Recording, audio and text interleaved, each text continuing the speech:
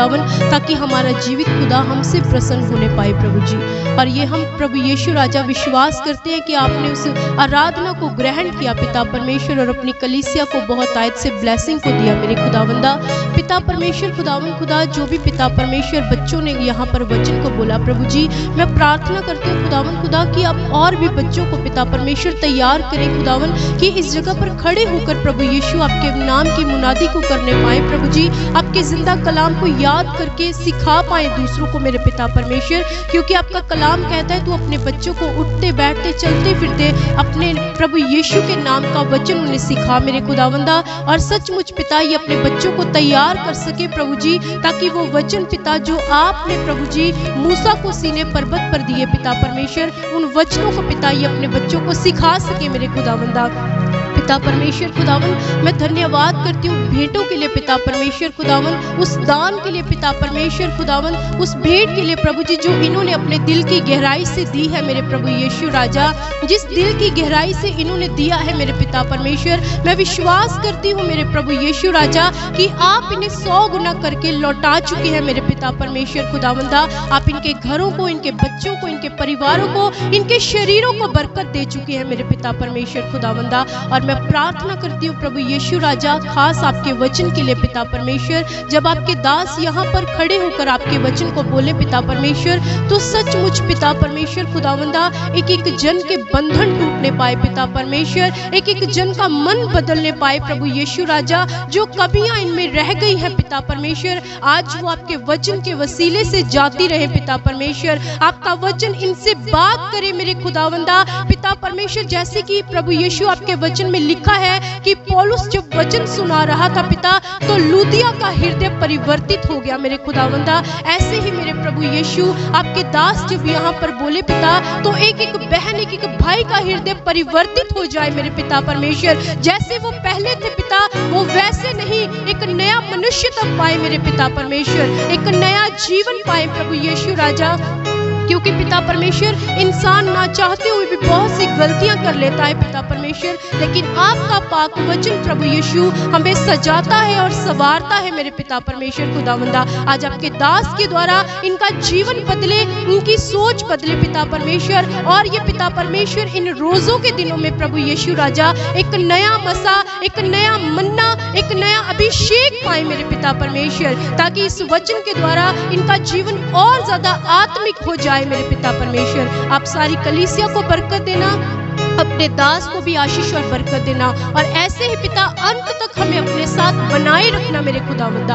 आपका नाम महिमा पाए, यीशु के सामर्थी नाम से मांग लेते हैं, आमीन। जोरदार तालियां बजाएंगे सिस्टर सपना जी के लिए, हालेलुया। और अब बहुत ही कीमती समय वचनों को ग्रहण करने का, जैसे कि वचन में लिखा है, जीवन का जल मैं हूँ और जीवन की रोटी मैं हूँ, जो मुझ पर विश्वास करे और वचनों को ग्रहण करे वो तृप्त किया जाएगा। हालेलुया। सो अब समय है वचनों को ग्रहण करने का। सो जोरदार तालियों के साथ स्वागत करेंगे खुदा के दास, हमारे pastor and Bible teacher doctor Rajesh Kumar ji का, जो यहाँ पे हमें वचन को सिखाने आ रहे हैं, समझाने आ रहे हैं, और हम अपने मनों को तैयार करें। जोरदार तालियों के साथ स्वागत करें खुदा के दास जी का, और आपकी तालियां बजती रहनी चाहिए जब तक खुदा के दास जी ना बोले। हालेलुया। अगला समय में खुदा के दास जी के आगे। Hallelujah, hallelujah. आप सब लोग अपनी जगह पर बैठ सकते हैं, और ये समय जीवित वचन का है। आज का जो वचन है, जैसे आप 6 दिन बाद प्रभु की हजूरी में आते हैं, जैसे हम प्रभु को अपना उद्धारकर्ता मान चुके हैं, उसे प्रभु मानते हैं, वो हमारा प्रभु भी है, मसीहा भी है, परमेश्वर भी है, और जब हम उसे कबूल ही कर चुके हैं, तो फिर हमें हर संडे वचन की क्या जरूरत है? क्यों हम कलाम को बार बार सुनते हैं? कलाम को बार बार सुनना और उसका सुनाया जाना, ये हमारी तैयारी के लिए है। क्योंकि जिस दुनिया में हम जी रहे हैं, इस दुनिया में क्या होता है कि अगर कलाम में हम बने नहीं रहेंगे, संगति में बने नहीं रहेंगे, तो बहुत जल्द शैतान हमें गुमराह कर सकता है और हम खुदावंद से, उसकी योजना से परे जाकर नाश भी हो सकते हैं। इसलिए हमारा संगति में, फेलोशिप में बने रहना बहुत ज्यादा जरूरी है। बोलो हालेलुया। इसलिए हर संडे आपसे खुदावंद का कलाम बात करता है ताकि आप प्रभु की आमद के लिए तैयार होते जाएं और आप खुद भी तैयार हों और दूसरे लोगों को भी उत्साहित करें। बोलो हालेलुया। आज का कलाम यह है कि जब हम परमेश्वर पर विश्वास करते हैं और जितनी जल्दी हम खुदावंद पर विश्वास करते हैं, जितनी जल्दी, और इससे पहले कि हमने खुदावंद पर विश्वास किया, हमने अपने मन में कुछ इच्छाएं, कुछ चाहत रखी होती है कि खुदावंद मैं तुझ पर विश्वास करूंगा तो मुझे ये मिलेगा। हो सकता है वो चाहत हो आपकी कि मुझे स्वर्ग का राज्य मिलेगा, हो सकता है आपकी ये चाहत हो कि मुझे अनंत जीवन मिलेगा, हो सकता है आपकी ये चाहत हो कि मुझे पापों की क्षमा मिलेगी, हो सकता है आपकी चाहत हो कि मेरी जिंदगी इस पृथ्वी पर बदल जाएगी, मेरी सोच, मेरा स्वभाव, मेरा नजरिया, मेरा जीवन पूरी तरह से बदल जाएगा। और इसलिए आप प्रभु यीशु पर क्या करते हैं? विश्वास कर लेते हैं और सोचते हैं कि जब मैंने विश्वास किया प्रभु पर, जब मैंने यीशु पर विश्वास किया तो शायद खुदावंद कुछ समय लेगा मुझे वो चीजें मुझ तक पहुंचाने में। हमें लगता है कि जैसे मैं बोलूंगा या मैंने विश्वास किया तो परमेश्वर शायद मुझे अनंत जीवन देने में, मुझे स्वर्ग का राज्य देने में, मुझे पापों की क्षमा देने में, मेरे जीवन में बदलाव लाने में, पापों की क्षमा के लिए शायद वो थोड़ा समय लेगा। लेकिन आज हम वचन से सीखेंगे कि खुदावंद जैसे ही हम विश्वास करते हैं, जिस स्पीड से, जिस तेजी के साथ हम खुदा पर विश्वास करते हैं, उससे 1000 गुना तेज वो पहले हमें ब्लेसिंग दे देता है। बोलो हालेलुया। जितनी स्पीड से हम खुदावंद पर विश्वास करते हैं उससे 1000 गुना तेज वो पहले से ही हमें ब्लेसिंग दे देता है। आज इस वचन की थोड़ी सी गहराई में जाएंगे। बोलो हालेलुया। इस वचन की गहराई में जाने से पहले हम एक आयत को पढ़ेंगे, फिलिपियों की पत्री, उसका पहला अध्याय। फिलिपियों की पत्री उसका पहला अध्याय और उसकी 21वीं आयत। वहां पर पौलुस प्रेरित फिलिपियों की कलीसिया को एक बड़ी अहम और बड़ी खास बात बता रहा है। और पौलुस फिलिपियों की कलीसिया को यह कहता है कि तुम्हारे जीवन में जो भी हालात हो, जैसी भी परिस्थिति हो, तुम सदा प्रभु में आनंदित रहो। मैं फिर कहता हूं, प्रभु में हालात जैसे भी हो, परिस्थितियां जैसी भी हो, सिचुएशन जैसी मर्जी हो, लेकिन पौलुस पवित्र आत्मा की अगुवाई में हर विश्वासी को यह संदेश देता है कि आप प्रभु में सदा आनंदित रहे। और इस आनंद को बरकरार रखने के लिए, हमारे जीवन में बनाए रखने के लिए खुदावंद अपने वचन को हम तक पहुंचाता। और यहां पर फिलिपियों 1 अध्याय की 21 आयत में पौलुस कहता है कि जीना मेरे लिए मसीह है, जीना मेरे लिए मसीह है और मरना लाभ है। बोलो हालेलुया। जीना मेरे लिए, एक गीत, जीना मेरे लिए मसीह ते मरना लाभ है, जीना मेरे लिए मसीह ते मरना लाभ है। बोलो हालेलुया। तो पौलुस कहता है जीना, जब मैं मसीह में होकर जीता हूं तो मृत्यु नुकसान की बात नहीं, वो नफे की बात है, वो लाभ की बात है। बोलो हालेलुया। तो मौत भी आपका नुकसान नहीं कर सकती, मौत आपका फायदा करके जाएगी। बोलो हालेलुया। तो आज हम वचन की थोड़ी सी गहराई में उतर जाएंगे। बोलो हालेलुया। तो यहां पर लिखा जीना मेरे लिए मसीह है और मरना लाभ की बात है।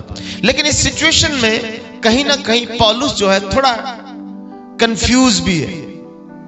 इस सिचुएशन में पौलुस थोड़ा कंफ्यूज का मतलब होता है जब हम किसी बात पर नहीं पहुंच पाते। हमें दो रास्ते होते हैं, एक राइट एक लेफ्ट, और हमें समझ नहीं आता कि राइट में जाऊं या लेफ्ट में जाऊं। थोड़ा सा कंफ्यूजन पौलुस को यहां पर हो रहा है। वो क्या कंफ्यूजन है, थोड़ा इसकी आगे की आयत को हम पढ़ेंगे, उस कंफ्यूजन से हम थोड़ा आगे बढ़ेंगे। पौलुस यहां पर क्यों कंफ्यूजन में है, जरा उसे पढ़ेंगे। क्या लिखा है? पर यदि शरीर में जीवित रहना ही मेरे काम के लिए लाभदायक है। कहता कि जीना मेरे लिए मसीह है और मरना मेरे लिए लाभ है, लेकिन शरीर में अगर मैं मौजूद हूं तुम्हारे सामने, फिजिकल बॉडी में अगर मैं तुम्हारे साथ सामने मौजूद हूं, क्या ये जरूरी बात है?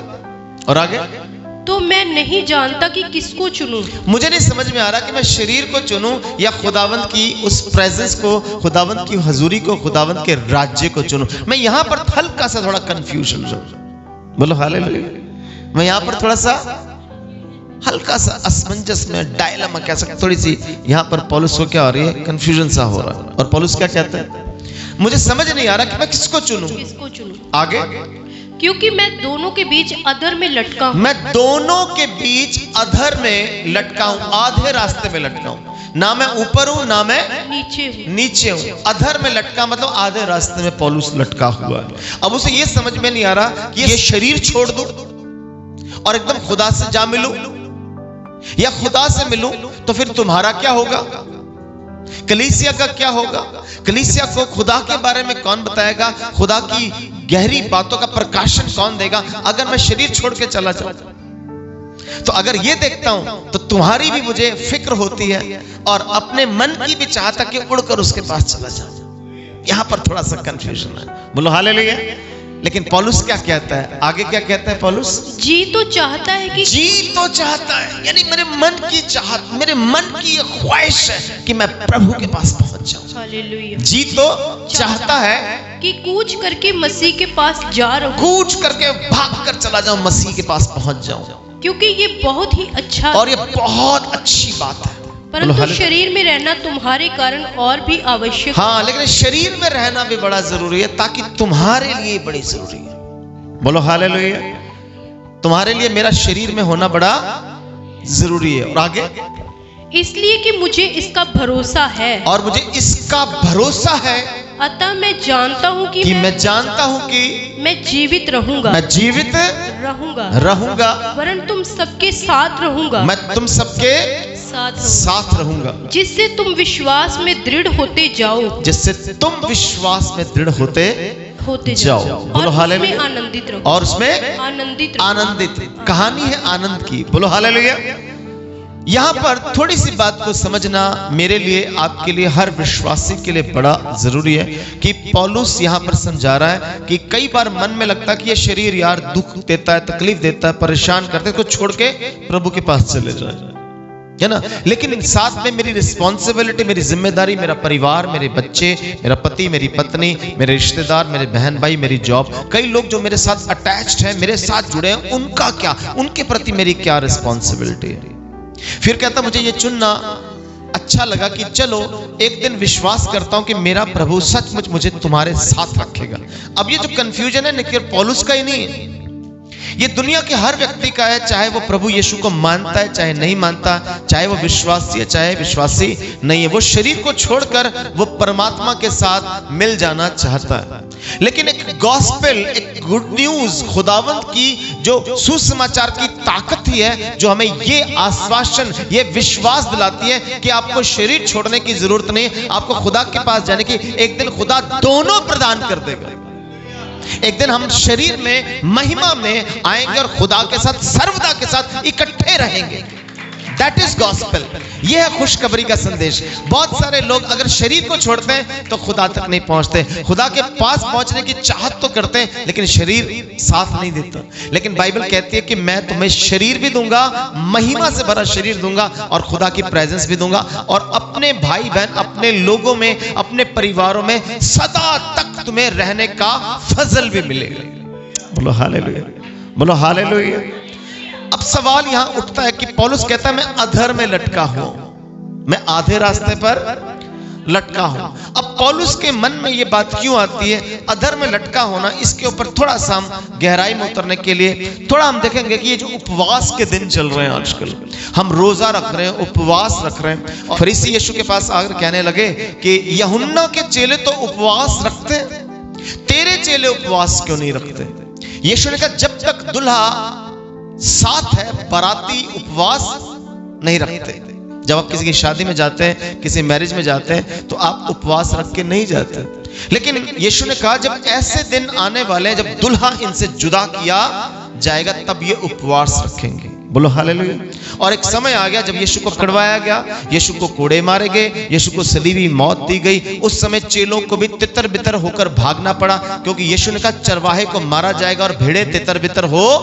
जब चेले तितर बितर होकर भाग रहे थे तब उन्हें किसी सेफ जगह में अपने आप को सुरक्षित रखना, तब उनको रोजा रखने पड़ा, तब उन्हें उपवास रखना पड़ा अपनी जान बचाने के लिए। वो अपने घर में भी ठहर नहीं सकते थे। तो वो सिचुएशन यीशु मसीह पहले से भविष्यवाणी कर चुके, प्रोफेटिक वर्ड दे चुके कि जब दुल्हा उनसे जुदा किया जाएगा तब ये क्या करेंगे, तब ये उपवास रखेंगे। तो ये उपवास के दिनों में खुदावंद चाहता है कि हम थोड़ा यीशु के वचन की थोड़ी गहरी बातों पर ध्यान करें कि जब हम यीशु मसीह पर विश्वास करते हैं किसी चाहत के साथ, किसी इच्छा के साथ, जब यीशु पर विश्वास करते हैं खुदा मुझे ये चीज देगा, तो हमारे विश्वास करने की स्पीड से 1000 गुना ज्यादा स्पीड खुदावंद की हमें वो ब्लेसिंग देने की होती है।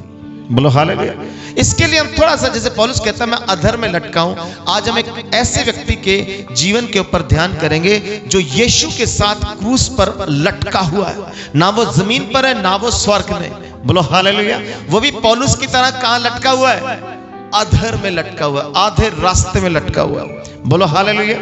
आज उस डाकू के ऊपर, आज उस रॉबर के ऊपर हम थोड़ा सा अपना ध्यान करेंगे। जब यीशु मसीह क्रूस पर है और उसके साथ डाकुओं को भी लटकाया गया, और डाकू यीशु का उपहास, उसका मजाक उड़ा रहे हैं कि अगर सचमुच तू मसीहा है तो खुद भी बच और हमें भी बचा।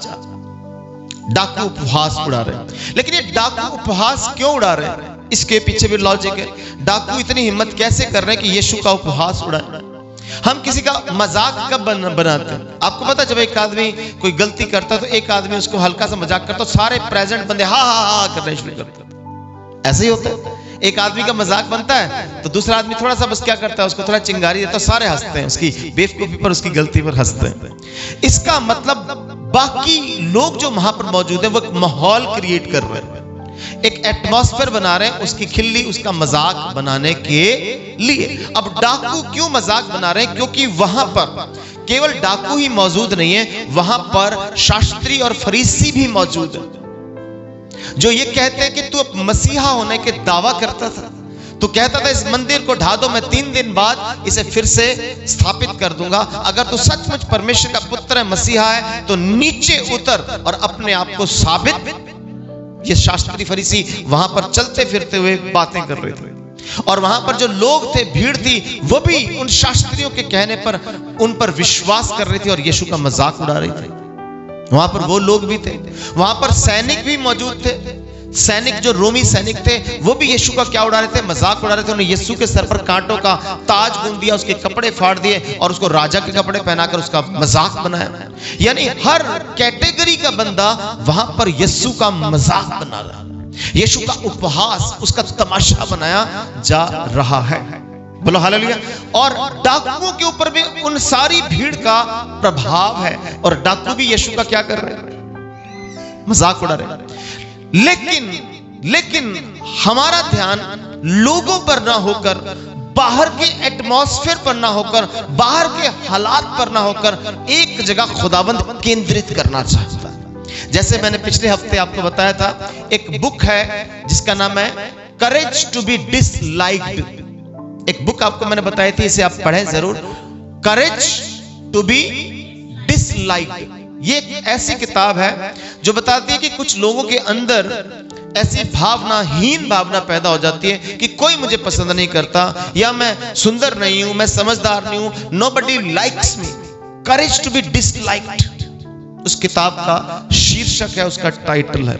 उस किताब में बताया गया कि बहुत सारे लोगों के मन में ये बात है, मैं ठीक नहीं हूं, मैं अच्छा नहीं हूं, मैं सुंदर नहीं हूं, मैं हैंडसम नहीं हूं, मैं इंटेलिजेंट नहीं, मैं पढ़ा लिखा नहीं, मैं गरीब हूं, यानी अपने अंदर कमियां ढूंढ रही। लेकिन उस किताब में यह बताया गया है, अपनी कमियों की ओर ध्यान मत करो, बल्कि आपके अंदर खुदावंद ने कुछ खास गुण पैदा किए जिन पर आपको फोकस होने की जरूरत है। उस किताब में बताया गया जो कुएं का पानी है, कुएं का पानी गर्मियों में ठंडा रहता है और सर्दियों में गर्म रहता है, और उसका पानी 18 डिग्री टेम्परेचर पर कायम रहता है। बाहर चाहे जितनी मर्जी तेज गर्मी चल रही हो, बाहर चाहे जितनी मर्जी बर्फ पड़ रही हो, जितनी मर्जी ठंड हो, लेकिन कुएं का पानी एक ही डिग्री पर स्टैंड रहता है। इसका क्या मतलब है कि बाहर के हालात अंदर की परिस्थिति को चेंज नहीं कर सकते। ये परिस्थिति हर इंसान के हृदय की परमेश्वर पवित्र आत्मा के द्वारा बना देना चाहता है कि बाहर के हालात आपका डिसीजन चेंज ना कर सके, आपका निर्णय चेंज ना कर सके, आपका फैसला चेंज ना कर सके। इसलिए डाकू जो अकेला वहां पर यीशु के साथ, यीशु के पक्ष में है, उस डाकू के जीवन में गौर करने से पहले मैं यीशु के जीवन की ओर गौर करना है कि चारों तरफ माहौल यीशु के विरोध में, सर्कमस्टांसेस, हालात विरोध में, लेकिन यीशु मसीह बाहर के हालात का, बाहर के विरोध का प्रभाव यीशु पर ना पड़कर यीशु अंदर से बिल्कुल कूल है, और यीशु कहता है, हे पिता इन्हें माफ कर, क्योंकि ये नहीं जानते ये नहीं जानते क्या करते। बोलो हालेलुया। ये नहीं जानते कि क्या करते, ये नहीं जानते कि क्या कर रहे हैं। बोलो हालेलुया। डाकू के हृदय पर इस बात का गहरा असर हो गया, डाकू के जीवन पर इस बात का इतना गहरा असर हुआ, इसे कहते हैं deep penetration of Lord Jesus Christ. Yeshu का उसके हृदय पर गहरा असर हुआ डाकू के जीवन पर, कि ये व्यक्ति अपने सताने वालों के लिए, अपने कष्ट देने वालों के लिए, जिन्होंने इसके हाथ पर कीले गाड़ दी, जिसने पांव में कीले गाड़ दी, जिन्होंने क्रूस पर इसको लटका दिया, बेरहमी के साथ कोड़े बरसाए हैं, इसे नंगा किया, इसका तमाशा बनाया, इसके कपड़े फाड़ डाले, इस पर थूका गया है, इसको लहूलुहान करके इसकी खिल्ली उड़ाई गई है, इसको जलालत का, जिल्लत का सामना करना पड़ा। ऐसे व्यक्तियों को वो खुदा कह रहा है, पिता इन्हें माफ कर, ये नहीं जानते। ये उस डाकू के जीवन पर असर हो गया। बोलो हालेलुया। अब डाकू के जीवन पर क्या असर हुआ, उसने दूसरे डाकुओं को क्या कहा, उसे कहा इनका मजाक मत बनाओ, तुम्हारा दिमाग खराब है, हम तो अपने गुनाहों की सजा झेल रहे हैं, लेकिन इसने कोई भी गुनाह नहीं किया। क्या तुम्हें खुदावंद का खौफ नहीं है? बोलो हालेलुया। सबसे पहली चीज आपके जीवन में खुदावंद जो डालना चाहता है, जो खुदावंद देखकर खुश होता है, वो खुदावंद का भय है। जब आपके मन में खुदावंद का डर आता है तो खुदावंद बहुत खुश होता है, क्योंकि बाइबल कहती है खुदावंद का डर बुद्धि की शुरुआत। बोलो हालेलुया।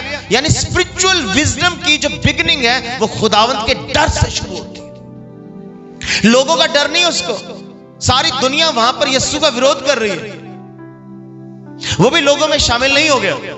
आज हम थोड़ा सा माहौल देखते हैं, लोगों के साथ मिलकर हम दूसरे का उपहास, दूसरे का मजाक, दूसरे को ठट्ठों में उड़ाना शुरू कर देते हैं। हम दूसरा माहौल देखते हैं। आज ज्यादातर लोग माहौल देखकर ही प्रभु में बढ़ रहे हैं। आपके मन की स्थिति, मन की परिस्थिति क्या है, इस पर खुदावंद आपको लाना चाहता है कि चाहे बाहर के हालात जैसे मर्जी मुश्किल को, लेकिन आपके अंदर की स्थिति उस खुदावंद के साथ कूल और स्टेबल, स्थिर रहनी चाहिए। बोलो हालेलुया। घर में कलेश भी हो सकता है, घर में पैसों की तंगी भी हो सकती है, घर में बीमारी भी हो सकती है, मिसअंडरस्टैंडिंग, लेकिन ये चीजें आपको खुदावंद में बिल्कुल स्टेबल रखें।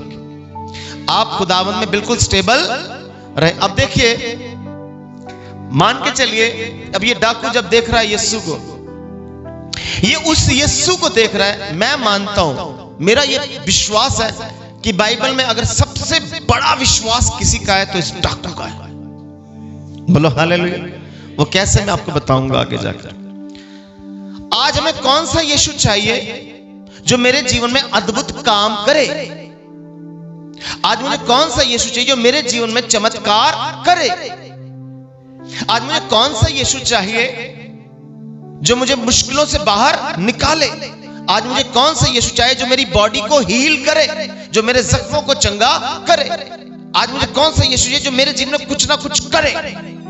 मैं कभी उस यीशु पर विश्वास नहीं कर पाऊंगा जो लहू लुहान है, छलनी छलनी होकर लटका है, आखिरी सांस गिन रहा है, जिससे खुद के लिए कुछ भी नहीं हो रहा और मेरे लिए क्या करेगा? उस यीशु पर विश्वास करना बड़ा मुश्किल है। लेकिन इस डाकू ने उस पर विश्वास किया। उस डाकू ने उस यीशु पर विश्वास किया जो क्रूस पर उसके लिए कुछ भी नहीं कर सकता। That is the biggest faith. आज भीड़ की भीड़ भागती है, बाहर का एटमॉस्फेयर देखे, उत्थे ले हैंड होता है, उत्थे इदा होता है, उत्थे उदा होता है। हम बाहर का माहौल देखकर वहां पर भाग रहे हैं। अंदर हमारे मन में तौबा, मन फिराओ, पापों की क्षमा, स्वर्ग का राज्य, अनंत जीवन, आत्मिक उन्नति की कोई बात हुई नहीं। यीशु के साथ कोई रिलेशन स्थापित हुआ ही नहीं। बस हम बाहर के एटमॉस्फेयर से भाग रहे हैं। इस डाकू ने बाहर के एटमॉस्फेयर को अपने ऊपर हावी होने नहीं दिया। बोलो हालेलुया। कितने लोगों को बात समझ में आ रही है? इसका मतलब मेरे और आपके जीवन में अक्सर बाहर का जो माहौल है वो इंपैक्ट डालता है, वो प्रभाव डालता है और हम अपने मन की हालत बिगाड़ बैठते हैं। आपके साथ किसी ने जितना मर्जी बुरा किया हो, उस सिचुएशन में खुदावंद चाहता है कि आप अपने माइंड को स्थिर रखें। इसलिए दाऊद कहता है, परमेश्वर मुझे स्थिरता का आत्मा दे। दाऊद क्या कहता है? मुझे स्टेबिलिटी की स्पिरिट चाहिए, स्टेबल रहूं, एक जगह मेरा मन स्थिर रहे। मैं उस कुएं के पानी की तरह, बाहर माहौल चाहे जितना मर्जी गर्म हो, मैं स्टेबल रहूं, मैं स्थिर रहूं। बाहर चाहे जितनी मर्जी ठंड हो, पानी अंदर स्टेबल रहे, मेरे अंदर का। इसलिए यीशु का मन फिराओ, अंदर की बात कर रहा है, अंदर का माहौल स्टेबल रहना। इसलिए हर संडे वचन बताया जाता है ताकि हम अपने मन को स्ट्रांग करें। हम यहाँ पर गीत गा रहे हैं, ऐ मेरे मन प्रभु की तू आराधना, क्योंकि वो भला है। बोलो हालेलुया। इसका मतलब मुझे अंदर से अपने आप को स्टेबल करना। इस डाकू ने क्या किया? इसने यीशु पर ध्यान किया कि ये सबको माफ कर रहा है। और इसके अंदर जो पहली चीज घटी है, परमेश्वर का डर। आज खुदावंद मेरे और आपके जीवन में क्या पैदा करना चाहता है? जब आपके जीवन में खुदा का डर आता है, कई बार हम खुदा से नहीं डरते, हम लोगों से डरते हैं। यीशु ने कहा, उनसे मत डरो जो शरीर को नाश कर सकते हैं, उससे डरो जो प्राण और आत्मा को भी नाश कर सकते हैं। यीशु ने ऐसा कहा। बोलो हालेलुया। इस डाकू को ये बात समझ में आ गई कि लोगों के साथ शामिल होकर मैं यीशु का उपवास क्यों कर रहा हूं। कहानी सिर्फ यहां की नहीं है, कहानी तो आगे की है। बोलो हालेलुया, बोलो हालेलुया। तो पहली चीज उसके जीवन में जो घटी है वो परमेश्वर का डर। वो कहता है कि क्या तुम्हें परमेश्वर का भय नहीं? ऐसा बोला उस डाकू की किताब पढ़ेंगे। इस पर दूसरे ने उसे डांट कर कहा, ठीक है, इस पर दूसरे ने, पहला डाकू कहता कि अगर तू परमेश्वर का पुत्र है, खुद भी बच और हमें भी बचा। और दूसरे डाकू ने क्या कहा? उसे डांटते हुए कहा कि क्या तू परमेश्वर से भी नहीं डरता? हाँ, इसका मतलब क्या है? जब आप ये कहते हो कि क्या तू परमेश्वर से नहीं डरता, इसका मतलब खुद परमेश्वर से डरता होगा। पहली घटना क्या घटी है? यानी मेरे और आपके जीवन में खुदा चाहता कि हम हर हालात में, ये जो कूल परिस्थितियां तब बनी रहेंगी जब आपके अंदर परमेश्वर का डर होगा, खुदावंद का डर। इन उपवास के दिनों में आपको खुदा से डरना है। इन रोजों के दिनों में आपके मन में खुदा का डर, वो यही चाहता है। बोलो हालेलुया। इस डाकू ने दूसरे डाकू को कहा, क्या तुम परमेश्वर से नहीं डरते? इट मींस ये खुद परमेश्वर से क्या करता होगा? डरता होगा। बोलो हालेलुया। पहली घटना ये घटती। और दूसरी घटना ये, खुदावंद चाहता कि आपके जीवन में आए कि जैसे आप खुदा से डरते हो, आप दूसरे को भी कहो कि आपको भी खुदा से गुनाह करने से पहले डरना चाहिए। इससे पहले कि आप गुनाह करो, खुदा का डर आपके जीवन में। आप दूसरों को भी खुदा ना डरया कर, खुदा को डरया कर। यार खुदा दा कहर ना तेरे ते आए। हम दूसरों को भी मोटिवेट करते खुदा से डरो। पहली बात, आपने खुद डरना, और जो डरता है वो दूसरे को भी समझाता कि आपको खुदा का डर होना चाहिए। बोलो हालेलुया। तीसरा, आपको ये कबूल करना है कि मैं गुनहगार हूं। उसने कहा, हम तो अपने गुनाहों की सजा झेल रहे। इसका मतलब वी आर सिनर्स, हम क्या हैं? गुनहगार हैं, हम पापी हैं, यानी हम कबूल कर रहे हैं, हम अपनी गलतियों को कबूल कर रहे हैं। लेकिन ये निर्दोष है। चौथा, आपको ये विश्वास होना चाहिए कि यीशु निष्कलंक है, निर्दोष है, ब्लेमलेस लैम्ब ऑफ गॉड, परमेश्वर का निर्दोष निष्कलंक मेमना है। बोलो हालेलुया। पहली बात, परमेश्वर का डर आपके अंदर होना चाहिए। दूसरी बात, परमेश्वर का डर जो आपके अंदर है वो दूसरों को भी आप डर मानना सिखाएं। तीसरा, आप ये माने कि मुझसे गलतियों में गुनहगार हूं। चौथा, आप यीशु के निर्दोष होने पर, निष्कलंक होने पर विश्वास करें। बोलो हालेलुया, बोलो हालेलुया। पांचवा, आप ये कहें कि यीशु ही प्रभु। उसने कहा हे यीशु, हे यीशु। यीशु शब्द का मतलब ही होता है परमेश्वर उद्धार करता है। उसने यीशु को उद्धार करता, छुटकारा देने वाला, मुक्ति देने वाला मान लिया। इट मींस आपको यीशु को उद्धार करता मान लेना। उस डाकू ने क्या कर लिया? यीशु को मुक्तिदाता, उद्धार करता मान लिया। उसने कहा हे यीशु, हे यीशु, जब तेरा राज्य आए, जब तेरा, मेरी सुधि लेना, मेरा ख्याल करना। बोलो हालेलुया। मेरा क्या कर लेना? मेरा ध्यान रखना। अब इसने यीशु के स्वर्ग राज्य पर भी क्या कर लिया? विश्वास कर लिया। इट मींस उसकी गवर्नमेंट, उसका राज्य, उसकी सरकार, उसकी अथॉरिटी भी जरूर आएगी। बोलो हालेलुया। सोचो जरा, आपकी आंखों के सामने एक व्यक्ति मर रहा है और आप ये विश्वास कर रहे हो कि ये मर नहीं रहा, इसका राज्य भी आएगा। पॉसिबल है विश्वास करना? मरते हुए आदमी, हो सकता है कि मरने वाला आदमी इसकी सरकार आ सकती है। सोचो कि मरने वाले आदमी अभी तो खत्म हो जाएगा, मरने के बाद कौन सी सरकार आएगी? मरने के बाद कौन सा राज्य स्थापित होने वाला? बड़ा मुश्किल काम है, बड़े मुश्किल हालात है उस डॉक्टर के सामने, लेकिन वो हमारे सामने एक एग्जाम्पल खड़ी कर रहे हैं। मैंने आपको बताया कि जितनी जल्दी जो चाहत आप रखते, खुदा मुझे कहते जब तेरा राज्य आए, जब, क्या बोलता है? अब हमारा टॉपिक शुरू होता है। आज के मेरे प्रचार का विषय कि जितनी जल्दी आप उस पर विश्वास करते हो, हजारों गुना फास्ट वो आपके ऊपर ब्लेसिंग बरसा देता है। बोलो हालेलुया। कहते जब तेरा राज्य आए, यानी कि मुझे पता नहीं है कब होगा वो राज्य, आज होगा, कल होगा, 2 साल बाद, 10 साल बाद, 100 साल बाद, जब भी तेरा राज्य आए मेरा ख्याल रखना, मेरा ख्याल। उसने कहा जब कभी, I am not sure when it will be done. Yeshu ने कहा राइट नाउ, आज ही चलेगा, आज ही मेरे साथ स्वर्ग लोक में होगा। बोलो हालेलुया। इसका मतलब है कि जब उस डाकू ने चाहत की कि जब इसका राज्य आएगा, कब आएगा, कब नहीं आएगा, पर यीशु कहता आज ही, इसी क्षण, इसी क्षण, इसी टाइम तेरे लिए मैं रास्ता खोलता हूं। बोलो हालेलुया। तो जब भी आप अपने जीवन में कुछ करने की चाहत रखते हो, करने की चाहत रखते हो, तो खुदा उनसे पहले ही हजारों गुना स्पीड से आपके लिए वो काम कर चुका होता है। बोलो हालेलुया। क्या बात समझ में आ रही है आपको? परमेश्वर आपके जीवन में काम करना चाहता। इस डाकू ने क्या कहा कि जब तेरा राज्य, अब सोचना जरा, हालात चारों तरफ अगेंस्ट है, जितनी भीड़ है वो सब यीशु के विरोध में। इसने पूरी भीड़ का प्रभाव अपने ऊपर पड़ने, आज एक विश्वासी का जीवन ऐसा हो कि पूरी दुनिया का प्रभाव उस पर ना पड़े। नूह नबी पर उस समय की दुनिया का प्रभाव नहीं पड़ सका। आज एक विश्वासी के जीवन पर बाहर की दुनिया का प्रभाव ना पड़े। आप वचन, पवित्र आत्मा की अगुवाई में अपने हृदय को ऐसा स्टेबल करें कि बाहर के हालात आपके कुएं के पानी को ना तो गर्म ना तो ठंडा स्टेबल रखें। आपके मन की हालत स्टेबल बनी रहे। उसने देखा यीशु मसीह के मन की हालत कितनी स्टेबल है, बाहर का हालात अगेंस्ट है, पर यीशु कहता पिता इन्हें माफ कर क्योंकि ये नहीं जानते ये क्या करते हैं। उसने यीशु के इसी प्रभाव को रिसीव कर लिया। उसने भी अपने ऊपर भीड़ का प्रभाव हावी होने नहीं दिया और उसने क्या कहा, हे यीशु जब तेरा राज्य आए तो मेरा। आज बाहर का माहौल बड़ा इंपैक्ट डालता।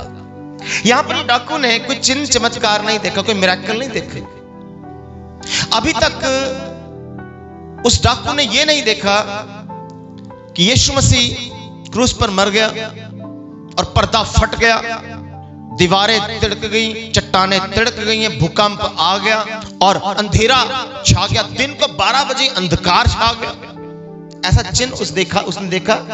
उसने कब्रों को खुलते हुए नहीं देखा और पवित्र लोगों को कब्रों से बाहर आते हुए नहीं देखा। ये चिन्ह चमत्कार उसने अभी नहीं देखा कि देखा है।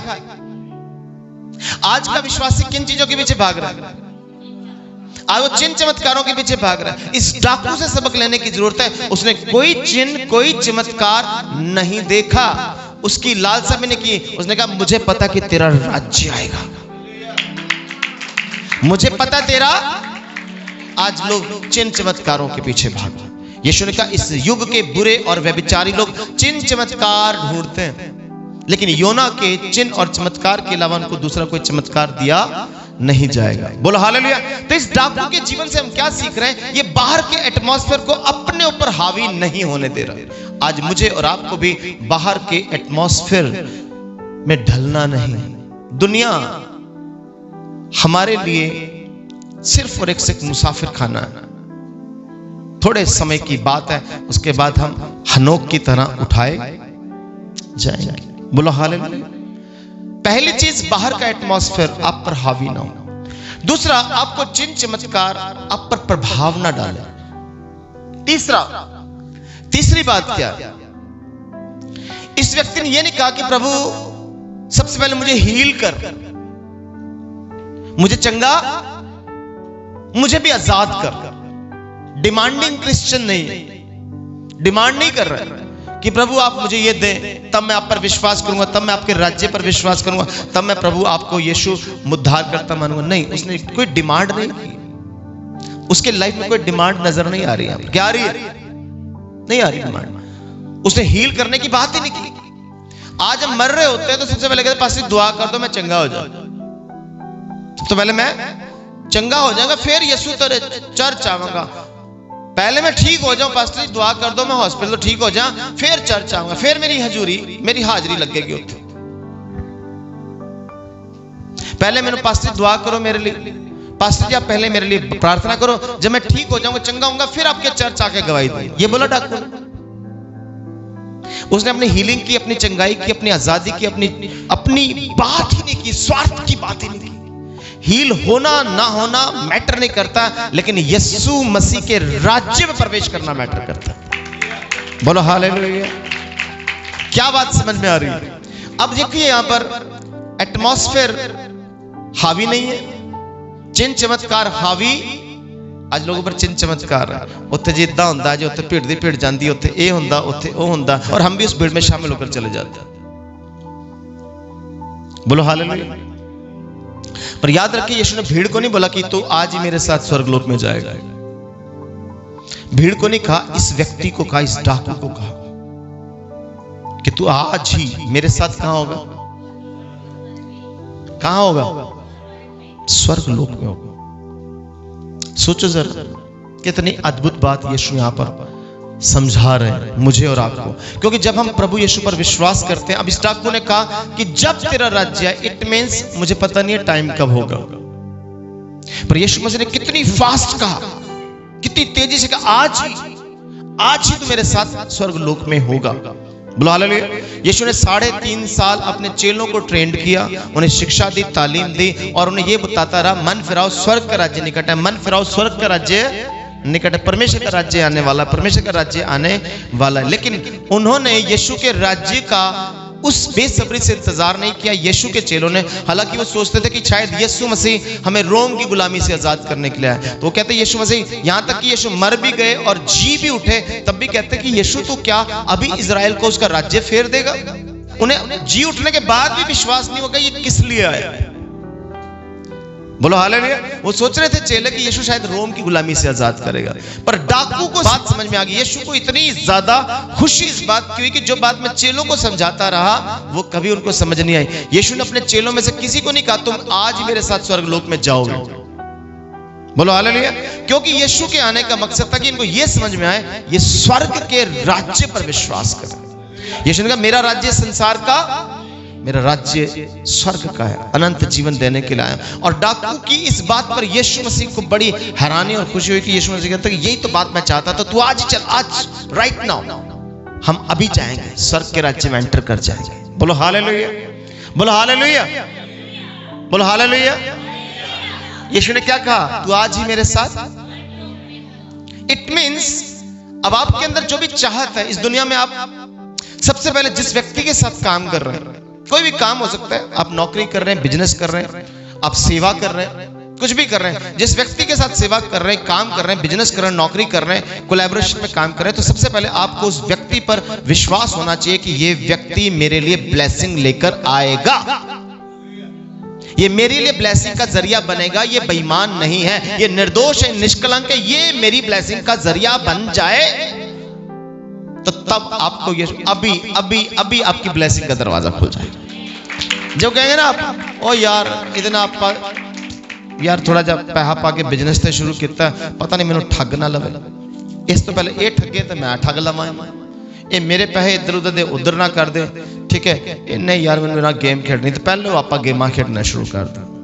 तो जब आप ऐसा करेंगे तब आपको इमीडिएटली नहीं, जो इमीडिएटली आना वो इजराइलियों की तरह 40 साल लग जाएंगे कनान पहुंचने।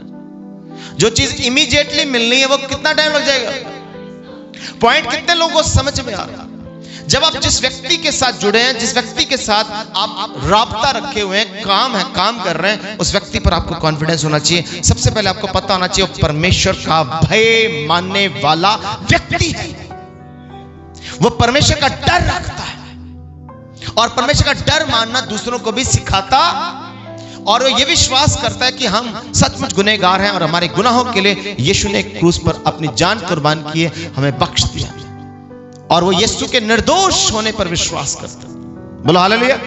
उसने यीशु के राजा होने पर विश्वास कर लिया। उसने कहा तेरा राज्य है, राज्य उसी का होता है जो राजा होता है। बोलो हालेलुया।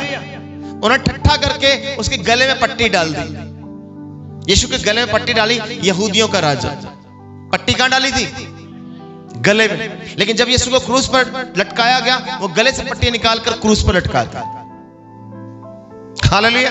ठट्ठा करके कि यहूदियों का राजा, बट ये प्रोफेटिक वर्ड परमेश्वर की ओर से पूरा हो रहा था कि वो राजा कहां है जो पैदा हुआ यहूदियों का राजा है। प्रोफेटिक वर्ड पूरा हो गया कि सचमुच ये यहूदियों का क्या होगा? राजा। तो उस डॉक्टर ने विश्वास किया कि यही एग्जैक्ट राजा है और इसका राज्य जरूर आ जाएगा। बोलो हालेलुया, बोलो हालेलुया। सेम सिचुएशन पुराने समय में यूसुफ के साथ, जब यूसुफ जेल में था, दो कैदी उसके साथ कैद थे। पुराने नियम में उत्पत्ति की किताब में पढ़ते हैं तो उसमें यूसुफ, उन्होंने सपना देखा, डिस्टर्ब हो गए, वो यूसुफ के पास गए और सपना बताते हैं। यूसुफ कहता कि तुम्हारे सपने का मतलब ये है कि तुम में से एक को राजा छोड़ देगा और एक को मार देगा। ये इस बात की परछाई थी कि आगे जाके यीशु जब क्रूस पर होगा तो एक डाकू बचाया जाएगा, एक नाश हो जाएगा। यूसुफ की कहानी इस बात को बताती थी। यहां पर यीशु बताना चाहते हैं उस डाकू के द्वारा मुझे और आपको कि हमें यीशु के राजा होने पर, उसके राज्य के आने पर बिलीव होना चाहिए। बोलो हालेलुया, बोलो हालेलुया। यीशु ने कहा आज ही मेरे साथ कहां होगा? स्वर्ग लोक में होगा, स्वर्ग में नहीं होगा। स्वर्ग लोक में यीशु मसीह एकदम नहीं गए। अब स्वर्ग लोक का मतलब थोड़ा समझेंगे। जब तक यीशु क्रूस पर बलिदान नहीं हुए थे तो जितने लोग मरते थे, चाहे वो धर्मी थे चाहे अधर्मी थे, वो सब लोग अधोलोक में जाते थे, वो सब लोग मृतलोक में जाते थे। उसके लिए हिब्रू भाषा में एक वर्ड इस्तेमाल किया, शियोल। हिब्रू भाषा में शियोल और ग्रीक भाषा में हेडीज कहा गया। ग्रीक भाषा में हेडीज और हिब्रू भाषा में शियोल शब्द इस्तेमाल किया गया। यानी जितनी भी आत्माएं मृत्यु के बाद एक जगह इकट्ठी हो रही हैं, वो जगह कौन सी है? शियोल, अधोलोक। लेकिन उस अधोलोक में दो डिपार्टमेंट हैं। कितने डिपार्टमेंट हैं? दो खंड, दो विभाग हैं। एक में धर्मी लोग जा रहे हैं, एक में अधर्मी लोग, पापी गुनहगार जा रहे हैं। लेकिन वहां से निकल नहीं सकता धर्मी भी, वहां से कोई निकल नहीं सकता। और जो धर्मी थे वो भी अधोलोक में इंतजार कर रहे थे मसीहा के आने का। बोलो हालेलुया। वो धर्मी लोग भी किसका इंतजार कर रहे हैं? मसीहा के आने का इंतजार कर रहे हैं, क्योंकि शैतान को ये पावर, ये अथॉरिटी शैतान के पास थी। वैसे तो सारी अथॉरिटी यीशु के पास है, लेकिन शैतान के पास भी अथॉरिटी है कि उनको वहां से आजाद नहीं होने देता। बोलो हालेलुया। कितने लोग समझ रहे हैं इस बात को? और इसलिए यीशु मसीह ने कहा इस युग के बुरे और व्यभिचारी लोग चिन्ह और चमत्कार ढूंढते हैं, लेकिन योना नबी के अलावा इन्हें कोई चमत्कार नहीं बताया जाएगा। योना का चमत्कार, जैसे योना मछली के पेट में 3 दिन 3 रात रहा, ऐसे मनुष्य का पुत्र भी पृथ्वी के गर्भ में 3 दिन और 3 रात रहेगा। बोलो हालेलुया। तो यीशु मसीह जैसे क्रूस पर यीशु ने जान दी, यीशु मसीह उस डाकू के साथ नीचे अधोलोक में उतर गए। उसने कहा आज ही मेरे साथ कहां होगा? अब आप बोलो यहां पर तो आज ही तो मेरे साथ स्वर्ग लोक में होगा, वो तो अधोलोक में चले गए। तो यहां तो वचन गलत हो गया। ऐसा ही है, नहीं समझा? यीशु ने क्या कहा था? तू आज ही मेरे साथ, लेकिन यीशु उसको लेकर कहां चले गए? अधोलोक में चले गए। यीशु उस डाकू को अपने साथ अधोलोक में लेकर इसलिए गए कि यीशु मसीह के इसको गवाह के रूप में लेकर गए, उसकी टेस्टमनी के रूप में लेकर गए कि जो आखिरी सांस में, अपने जीवन के आखिरी क्षण में भी मुझे कबूल करेगा, इमीडिएटली उद्धार पाएगा, इमीडिएटली उसी समय सैल्वेशन अचीव कर लेगा। ये एग्जाम्पल यीशु मसीह उसको लेकर गए नीचे। बोलो हालेलुया। और जैसे यीशु नीचे गए, यीशु ने ऐलान किया, वहां पर घोषणा की। वहां पर 2 वर्ड है, वहां पर लिखा यीशु मसीह ने प्रचार किया, उन कैदी आत्माओं को प्रचार किया। क्या? मरने के बाद प्रचार का क्या फायदा? बाइबल का मरने के बाद प्रचार का, सुसमाचार का कोई फायदा? फिर यीशु मसीह मरने के बाद कौन सा प्रचार करने गए? हालेलुया। प्रचार के लिए 2 शब्द है, एक है इवेंजलिज्म, क्या चीज? सुसमाचार प्रचार करना। लेकिन प्रचार के लिए दूसरा शब्द है वो ऐलान करना, घोषणा करना, वहां पर क्लेम करना कि मैंने मौत को, शैतान को, पाप को जीत लिया। बोलो हालेलुया। यीशु मसीह वहां पर ये नहीं कह रहा मन फिराओ स्वर्ग का राज्य निकट है, ऐसा प्रचार नहीं किया। वो ऐलान करने के क्रूस पर मैंने जीत लिया है मौत को, मैंने शैतान को, मैंने पाप को जीत लिया, सब कुछ मेरे पास। और इसलिए यीशु मसीह ने अधोलोक की जो कुंजियां, यीशु के पास अथॉरिटी, कुंजियां यानी चाबी, चाबी यानी अथॉरिटी। यीशु शैतान को बता रहा कि इसकी अथॉरिटी मेरे पास है। इसलिए प्रकाशित वाक्य 1:18 में लिखा, मैं मर गया था, देखो मैं युगानुयुग जीवित हूं, मृत्यु और अधोलोक की कुंजियां मेरे पास है। अब कोई भी तुम्हें कैद करके रख। और उसी समय जो वहां पर अधोलोक था वो 2 हिस्सों में डिवाइड हो गया। अधोलोक कितने हिस्सों में डिवाइड हो गया? क्योंकि जब यीशु मसीह ने क्रूस पर जान दी तो भूकंप आए, चट्टानें डिवाइड हो गई, भूकंप आ गया, तो नीचे अधोलोक भी क्या हो गया? डिवाइड हो गया।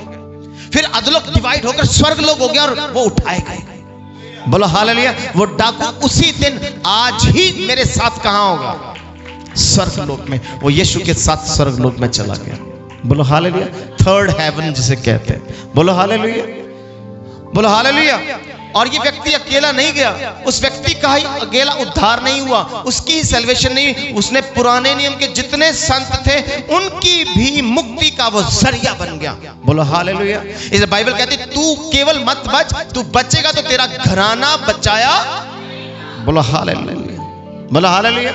आप अकेले उद्धार नहीं पाते, आपके साथ आपका खानदान, आपका समाज, आपके रिश्तेदार, आपके बहन भाई भी उद्धार पाते हैं। इसलिए डाकू को यीशु अधोलोक में ले जाता है और बताता है, घोषणा करता है कि मैंने सब कुछ जीत लिया, मेरे पास अथॉरिटी शुरू से यीशु के पास ही है। उसने कहा पृथ्वी, स्वर्ग और पृथ्वी का सारा अधिकार मुझे दिया गया। लेकिन शैतान लोगों को गुमराह करता कि नहीं, ये मेरा अधिकार मेरे पास है, तुम मेरे चंगुल से छूट नहीं सकते। जब यीशु पर आपको विश्वास होता है तो यीशु बताता कि नहीं, तुम छूट सकते हो। मैं आपको क्या बताना चाहता हूं, खुदा क्या बताना चाहता है, जैसे उस डाकू ने यीशु पर विश्वास किया कि प्रभु जब तेरा राज्य आएगा, जब तू अनंत जीवन देगा, यीशु ने कहा देगा नहीं, अभी चल, अभी मिलेगा। जैसे ही आप चाहत करते हो उसी समय खुदा आपको दे देता है। जब आप खुदा के काम के लिए अपना मन बनाते हो, इमीडिएट काम करते हो, तो खुदा उसके लिए बड़ी ब्लेसिंग आपके लिए तैयार कर चुका। सोचो डाकू का कितना तगड़ा विश्वास है, कितना बड़ा विश्वास है। उसने लोगों के हालातों को अपने ऊपर हावी नहीं होने दिया। उसने किसी चिन्ह चमत्कार की डिमांड नहीं की। उसने कोई चिन्ह चमत्कार देखा भी नहीं। हम अक्सर यीशु के पीछे कब भागते हैं? जब बहुत बड़ा काम देखते हैं अपने जीवन में। डाकू ने तो कोई चिन्ह देखा ही नहीं। बोलो हालेलुया। फिर भी उसने यीशु पर क्या किया? इसका मतलब ये नहीं है, अब इसको भी समझना, इसका मतलब ये नहीं कि जब आप यीशु पर विश्वास करोगे तो यीशु चिन्ह चमत्कार नहीं करेगा। वो मिरेकल का ही गॉड है, वो चिन्ह चमत्कार ही करता है। बोलो हालेलुया। लेकिन कब करता है? जब आप चिन्ह चमत्कारों पर फोकस नहीं होते, अब जब यीशु पर फोकस होते हो। एक स्कॉलर कहता है, बाइबल का एक विद्वान कहता है, स्वर्ग अच्छी जगह नहीं है। एक विद्वान क्या कहता है? स्वर्ग अच्छी जगह नहीं। स्वर्ग अच्छी जगह नहीं है, जब यीशु वहां है तब अच्छी जगह है। यीशु के कारण अच्छा है वो। बोलो हालेलुया। क्योंकि यीशु जहां जाएगा वो जगह स्वर्ग बन जाएगा। जहां यीशु की प्रेजेंस है वहीं उसका राज्य है, वहीं आनंद है। आप स्वर्ग अकेले चले जाओ, वहां पर यीशु नहीं है तो कोई आनंद वनंद नहीं है, कोई आनंद नहीं मिलने वाला। अगर यीशु है तो आनंद है। बोलो हालेलुया। क्योंकि यीशु ने मुझ में तुम्हें आनंद मिले। इट मींस मेरे और आपके जीवन में आज जिस हालात से हम गुजर रहे हैं, दुनिया हम पर प्रभाव डालेगी, है ना। हम दुनिया में बीच में रह रहे हैं तो कई चीजें हम पर प्रभाव डालती हैं, लेकिन हमने फिर वही कुएं के पानी की तरह अपने अंदर की मन की परिस्थिति को डिवाइड नहीं होने देना। हम प्रार्थना करें, नहीं प्रभु मेरा कनेक्शन तेरे साथ, मैं रिएक्ट नहीं करूंगा जैसे दुनिया रिएक्ट कर रही है, जैसे दुनिया उपवास उड़ा रही है, दुनिया मजाक उड़ा रही है, यीशु मसीह का वैसे हमने नहीं करना। यहां पर हमने देखा उस डाकू ने दुनिया का प्रभाव अपने ऊपर पड़ने नहीं दिया। उस डाकू ने किसी भी चिन्ह चमत्कार का विश्वास नहीं किया, उसने चिन्ह चमत्कार नहीं देखा, उसने किसी भी हीलिंग को एक्सपेक्ट नहीं किया। और सबसे बड़ी बात, जब वो यीशु मसीह को उद्धार करता, उसके राज्य पर विश्वास कर रहा है, तो वो क्रूस पर है। कहां पर है? यीशु मसीह ने ऐसा क्यों कहा, तू आज ही मेरे साथ स्वर्ग लोक में होगा? क्योंकि वो कहां पर है? यीशु मसीह हर विश्वासी को कहां देखना चाहता? क्रूस पर देखना चाहता। आप बोलो ये क्या बात हुई? क्रूस पर यीशु देखना चाहता है हर विश्वासी को। इसलिए यीशु का जो कोई मेरे पीछे आना चाहे अपना क्रूस उठाकर चले। क्रूस पर क्या मतलब? दुनिया की चीजें आपको अपनी तरफ आकर्षित ना करें। जब आप क्रूस पर हैं तब आप पीछे मुड़कर नहीं देख सकते। जब आप क्रूस पर हैं तो शारीरिक अभिलाषाएं आपके ऊपर हावी नहीं होंगी। जब आप क्रूस पर हैं तो खुदावंद आपके साथ साथ है। बोलो हालेलुया। तो जब आप क्रूस पर होते हैं उसी समय इमीडिएटली खुदा आपको स्वर्ग के राज्य में एंटर करता है। बोलो हालेलुया। कितने लोगों को बात समझ में आई? इसलिए डाकू का जीवन मुझे और आपको यह संदेश देता है कि बाहर की परिस्थितियों को देखकर डिसीजन चेंज मत करो। आज चर्च के हालात अच्छे नहीं होते, हम चर्च छोड़कर भाग जाते हैं। आपके अंदर के हालात ही सेट नहीं। आपके अंदर के हालात अगर वचन और पवित्र आत्मा की अगुवाई में स्थिर होते हैं, आप भागेंगे नहीं, आप स्टेबल रहेंगे। जब आप स्टेबल रहते हैं तो वो कोई बड़ी प्लानिंग करके बैठा है, वो आपके लिए बड़ा प्लान करके बैठा है। जब आप छोटी छोटी चीजों में वफादार होते हैं तो बड़ी बड़ी चीजों में अद्भुत तरीके से वफादार हो जाता है। बोलो हालेलुया। तो आज का संदेश क्या है कि जैसे ही हम खुदावंत पर विश्वास करते हैं, किसी चाहत के साथ, किसी मन की इच्छा के साथ, हमें पता नहीं होता कब खुदा करेगा, लेकिन जितनी स्पीड से हम काम करते हैं उससे हजारों गुना स्पीड से वो पहले काम करने के लिए तैयार है। बोलो हालेलुया। अब हमारा ये फर्ज बनता है कि जो काम हम करते हैं, चाहे खुदा की सेवा का काम है, चाहे कोई बिजनेस है, चाहे कोई नौकरी है, हम उस काम को किस तरीके से करते हैं, किस आत्मा से करते हैं। बोलो हालेलुया। तो ये डाकू हमें सबक सिखाता है कि आपके ऊपर दुनिया, अब क्या होता है, एक फैक्ट्री में, किसी कंपनी में आप काम कर रहे हैं तो वहां पे सारे बंदे बेईमानी कर रहे हैं, कंपनी का, फैक्ट्री का नुकसान कर रहे हैं, चोरी कर रहे हैं, बेईमानी कर रहे हैं, मालिक को धोखा दे रहे हैं। और वहां के लोग आपके ऊपर भी प्रभाव डालेंगे कि यार ना मालिक दा ना ईमानदारी ना काम करने का फायदा किया, इन्हें केड़ा साडी तनख्वाह वधा देनी, इसने कोई साड़ा बेनिफिट देना। तो बाहर का माहौल आप पर क्या कर रहा है? प्रभाव डाल रहा है कि डाल रहा है? बोलना जरा, डाल रहा है। उसी समय स्वर्ग का राज्य खुल जाएगा आपके। ब्लेसिंग जो इमीडिएटली खुदा देने वाला है वो और दूर और दूर और दूर दूर जाएगी। फिर अगले मैं इन्ने साल यार कंपनी च काम किया, मैंने काखा में मिले, क्योंकि ये चीज साफ नहीं है, हृदय साफ नहीं। दुनिया का बेईमानी वाला स्वभाव आप पर इंपैक्ट ना डाले। लोग कर रहे बेईमानी, कंपनी के मालिक से कर रहे हैं, लेकिन खुदावंद आपको देख रहा है। खुदावंद आपको देख रहा है। मेरा बेटा नूह नबी से क्या सीखता है, मेरा बेटा उस डाकू से क्या सीखता है, मेरा बेटा मेरे यीशु से क्या, है ना, मेरा बेटा यीशु नासरी से क्या सीखता है। यीशु ने क्या कहा? अपने मालिक को क्या करो? लूटो। ऐसा नहीं, आप अपने मालिक के साथ वफादारी के साथ चलो, चाहे मालिक निर्दयी है, आपकी तनख्वाह बढ़ा नहीं रहा, लेकिन जिस दिन खुदावंद ने मालिक पर ऐसे अपना अनुग्रह का हाथ डाला, मालिक आपको मालिक बनाने की ताकत रखता है। हालेलुया। खुदावंद कर सकता है, कुछ भी कर सकता है।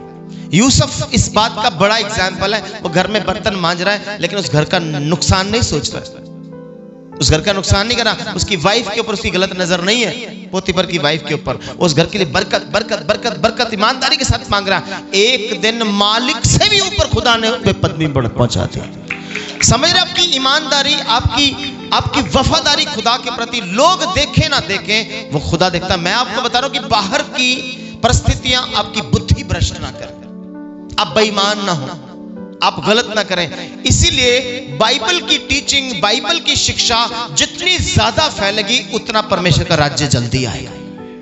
बाइबल ही लोगों को सुधार सकती है। इस वर्ल्ड में कोई कानून किसी को सुधार नहीं सकता है। बाइबल की शिक्षा ही लोगों का जीवन बदल सकती है, लोगों का मन बदलती है, लोगों का नजरिया, लोगों के बोलने का तरीका बदलती है, अगर बाइबल के अनुसार आप सही तरीके चल रहे। लेकिन बाइबल को साइड पे कर देना, जब बेईमानी करनी है खुदा को साइड में कर दिया, बाइबल को साइड में कर दिया, और अपने काम के बाद में पास से नुकसान हो गया। भैया अपना जीवन ही सही नहीं। बोलो हालेलुया। कोई आपके साथ बुरा करे पर आपके ऊपर बाहर की चीजों का किसी भी तरह का असर हावी ना हो। और जब आपके ऊपर कुछ हावी नहीं होता तो वो इमीडिएट, इतनी फास्ट, बोला आज ही मेरे साथ कहां होगा? स्वर्ग। खुदा आपको स्वर्ग के राज्य में लेकर जाना चाहता है। और इससे पहले स्वर्ग के राज्य में एंटर करें, वो इस पृथ्वी पर भी आपको 30 गुना, 60 गुना, 100 गुना ब्लेस करना चाहता है। आप यीशु मसीह में गरीब नहीं रहेंगे। गरीबी कोई श्राप नहीं है, गरीब नहीं रहने देता खुदा आपको। खुदा आपको राजाओं का राजा जो है, वो आपको राजकुमार, राजकुमारियां बनाना चाहता है। बोलो हालेलुया। इस दुनिया में मसीह लोग गरीब नहीं रहते। गरीब जो है ना, उन्हें सही तरीके यीशु को जाना ही नहीं। मैं सच बता रहा हूं, मैं सेक्रेड हार्ट डलहौजी में पढ़ाता था, अच्छी सैलरी मिलती थी, हॉस्टल में खाना वाना फ्री था, कमरा था, सब कुछ था। और उसके बाद मैं चंडीगढ़ चल गया, कॉल सेंटर में अच्छी जॉब, अच्छी सैलरी थी। फिर मैं दिल्ली चल गया, वहां पर अच्छी जॉब, अच्छी सैलरी थी, और महीने का 35-35, 40-40 हजार रुपए कमाता था। डट के दारू पीता था, सिगरेट पीता था, चेन स्मोकर था। एक सिगरेट बुझने नहीं देता था, दूसरी स्टार्ट कर लेता था। दारू की बोतल बिना पानी के दारू पीता था, पानी डालता नहीं था। और ऐसे सैलरी आती थी जैसे फर्स्ट को मिली और 3-4 तक को सैलरी खत्म। फिर सिगरेट के टुकड़े नीचे से उठा के पीती। इतनी बदतर हालत, जानवरों की हालत। पॉइंट कैच कर।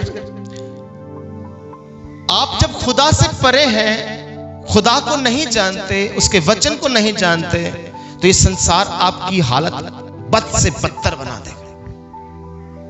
समझ में आई आपको कि आपकी अच्छी जॉब भी है, अच्छा बिजनेस भी है, आपको अच्छी सैलरी भी आ रही है, लेकिन आप उस खुदा के प्रति वफादार नहीं, आप पाप में, गुनाह में, तो आपकी कमाई में बरकत नहीं आएगी। और उसके बाद मैंने कई काम और किए, खुदा के पास नहीं गया, खुदा में नहीं गया। लेकिन जब मुझे प्रभु के बारे में पता चला, यीशु के बारे में पता चला, और उसके बाद मैंने आज तक कोई नौकरी नहीं की, उसके बाद मैंने आज तक किसी संस्था के, है ना, तरले मिनते नहीं किए कि मुझे पैसा दो तो मैं आपकी खुदा की सेवा करूं। मैं परमेश्वर में वफादारी के साथ चलता गया, चलता गया, चलता गया। खुदा मुझे ब्लेस करता गया, ब्लेस करता गया, ब्लेस करता गया। बोलो हालेलुया। आज आप नशा नहीं कर रहे, आप कोई नौकरी नहीं कर रहे, पर खुदा आपको ब्लेस करता है। खुदा आपके लिए रास्ते खोलता है, खुदा आपके लिए अद्भुत ब्लेसिंग के दरवाजे खोलता है। और एक विश्वासी, एक खुदा का दास अगर वो सेवा करता है, सेवा के साथ साथ खुदा उसके लिए अद्भुत रास्ते खोल देता है। बोलो हालेलुया। इसलिए आप अपनी लाइफ में दुनिया का प्रभाव अपने ऊपर ना पड़ने दें, बाहर की चीजें आप पर हावी ना हो। आप वचन पर फोकस होकर चले। ब्लेसिंग आपके कदमों में होगी, बरकत। सारी दुनिया यही चक्रों में बेईमानी करके, बस धोखा करके इसके पैसे ठग ले। भाई होगा क्या उसके बाद? जो बीजेगा, बात शेर को कौन मिल जाएगा? 1.25 शेर मिल जाएगा। तेरे से भी बड़े बड़े ठग बैठे, तो 10,000 की ठगी मारेगा, तेरी लाखों की ठगी बच जाएगी। कुछ नहीं फायदा। इसलिए वफादार, ईमानदार, डर में लिखा, वो डाकू खुदा का डर मानता था, दूसरों को खुदा का डर मानना सिखाता था। और हमें भी आज यही काम करने की जरूरत है। और जो आप चाहत मन में रखते हो, खुदा इमीडिएटली उसी समय पूरा करने के लिए तैयार हो जाता है। आइए अपनी आंखें बंद करें, आइए हम प्रार्थना में जाएं। थोड़ी देर के लिए पूरी शिद्दत के साथ, वफादारी के साथ वादा करें खुदा से। खुदावंद से वादा करें, खुदावंद आपके वचन को हमने सुना पिता, उस डाकू की तरह, जैसे पौलुस रसूल कहता है, जीना मेरे लिए मसीह और मरना लाभ की बात है प्रभु यीशु। उसने कहा, मैं अधर में लटका हूं पिता, जैसे वो डाकू क्रूस पर लटका था प्रभु। पिता परमेश्वर, सचमुच हमारा निर्णय, हमारी चॉइस, हमारा चुनाव यीशु आप है पिता। जब हम आपको चुनते हैं तो हम जिंदगी को चुनते हैं, अनंत जीवन को चुनते हैं, अनंत आनंद को चुन लेते हैं प्रभु। उस डाकू ने क्रूस पर अनंत आनंद को चुना है पिता। उस पर उस हालात का कोई प्रभाव नहीं पड़ा प्रभु। किसी चिन्ह चमत्कार को देखे बगैर उसने यीशु आप पर, आपके राज्य पर विश्वास किया। वही आत्मा आज हमारे ऊपर भी अनुग्रहित हो जाए प्रभु यीशु। हम चिन्ह चमत्कारों की तरफ ना भागे, बाहर के हालात हमें आपसे जुदा ना करे पिता। हम आपके करीब आए पिता। जैसे कुएं का जल गर्मी हो या सर्दी एक जैसा रहता है, बाहर के हालात हमारे जीवन पर असर न डाले पिता। हम आपके वचन में स्टेबल रहें पिता। अपनी स्थिति पिता परमेश्वर हम ना बदलें प्रभु। आप हमें स्थिरता का आत्मा दें, जैसे दाऊद कहता है, हमें स्थिर रहने का आत्मा दें। हम स्टेबल रहें प्रभु। कोई भी बात, कोई भी झगड़ा, कोई भी क्लेश, पैसों की तंगी, गरीबी, बीमारी हमें आपसे जुदा ना करे, आपके प्रेम से जुदा ना करे। जैसे पौलुस कहता है, कौन मुझे मसीह की मोहब्बत से जुदा कर सकता है? प्रभु यीशु, आपने जगत से ऐसा प्रेम किया, अपने इकलौते पुत्र को कुर्बान किया। जो कोई उस पर विश्वास करेगा वो नाश ना होगा, अनंत जीवन पाएगा। उस डाकू ने आप पर विश्वास किया और वो अनंत जीवन में दाखिल हो गया पिता। आज ये बेटे बेटियां जिन्होंने आपके वचन को सुना, ये भी आपके अनंत जीवन में प्रवेश कर चुके पिता। आपके स्वर्ग के राज्य में प्रवेश कर चुके पिता। आपके पापों की माफी इन पर उंडेली जा चुकी है प्रभु यीशु, और ये आत्मिक जीवन में उन्नति पा चुके पिता। इस संसार में जब भी कोई काम करें पिता, तो आपका डर, आपका खौफ इनके जीवन में काम करे प्रभु जी। आप इन्हें 30 गुना, 60 गुना, 100 गुना ब्लेस करें प्रभु यीशु। और जिन लोगों के साथ जुड़कर ये काम करते हैं, जिन लोगों के साथ ये मिलकर काम करते हैं पिता, उन लोगों के प्रति ये वफादारी के साथ चलें। उनके साथ पिता परमेश्वर आपके वचन को आगे रखकर चले पिता, ताकि इनके जीवन में कोई भी बाधा ना आए पिता। ब्लेसिंग का हर दरवाजा खुल जाए यीशु के सामर्थ्य नाम में। हम विश्वास करते हैं प्रभु जी, आपने इस कलाम के द्वारा इस कलीसिया को ब्लेस किया पिता, सुनने वालों को ब्लेस किया। आपका नाम महिमा पाए, यीशु नाम में मांग लेते हैं, आमीन, हालेलुया। जोरदार तालियों के साथ हम खुदावंद का धन्यवाद करेंगे। बोलो हालेलुया।